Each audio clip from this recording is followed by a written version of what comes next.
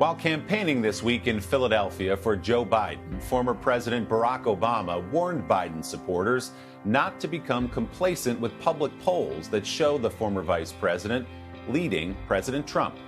Democrats carry with them the scars of 2016, when many of them thought right up through election night Hillary Clinton was a sure thing against a celebrity businessman and reality TV host.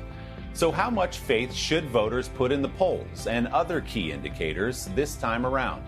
NBC's Geoff Bennett has our Sunday focus. This time 4 years ago, Hillary Clinton held a 5-point national lead over Donald Trump. We know how that turned out. Doomsday for Democrats. This time around, it's Joe Biden who's ahead in the polls. A creeping sense of deja vu for Democrats. This time, there's a difference. For starters, Biden's lead is bigger than Clinton's was, edging out President Trump nationally and in nearly every battleground state. I never take anything for granted, so the polls show this a close race, but with having a steady lead. Add to that, Mr. Trump is an incumbent, no longer an outsider, now facing the worst polling position for a president seeking re-election since George H.W. Bush in 1992.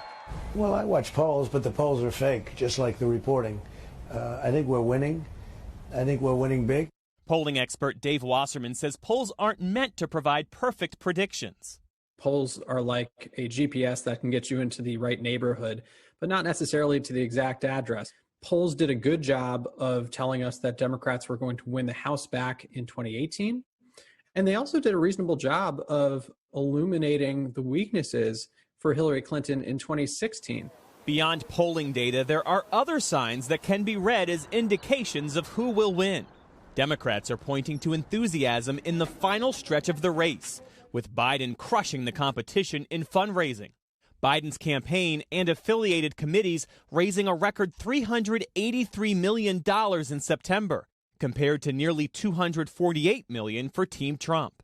On the flip side, Republicans are pointing to what they see as a sign of potential promise.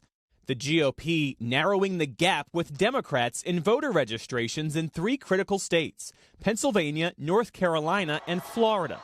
It's great to be back in my home state, Florida. Republicans hoping that heavy turnout on Election Day will help propel the president to a second term, no matter what the polls show. Beyond the numbers, the best indication of who's winning in politics is often who is standing by their candidate. And recently, some Republican senators started to distance themselves from President Trump, like Senator Ben Sasse of Nebraska, heard on a conference call with constituents. The United States now regularly sells out our allies under his leadership. The way he treats women and spends like a drunken sailor. He mocks evangelicals behind closed doors. His family has treated the presidency like a business opportunity. He's flirted with white supremacists. The president hitting back. But now we have this guy Sass, wants to make a statement. Little Ben Sass. The Republicans have to stick together better.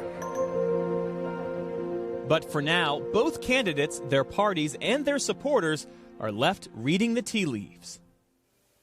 And Geoff joins me now live. Geoff, good morning. Good to see you. As you know, the paranoia among Democrats about polls is palpable right now. So what did pollsters learn from the experience of 2016? Because as you point out in the piece, the national polls in 2016 were about right. You're right about that. And in 2016, many pollsters, especially at the state level, didn't adjust their samples to account for a voter's education level.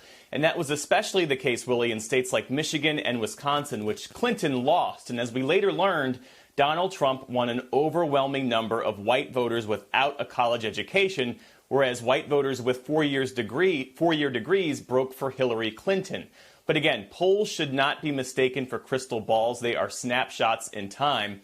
That doesn't mean they serve no purpose, because with enough snapshots, you can gather a clearer picture of how this race is shaping up with just 9 days to go. Willie?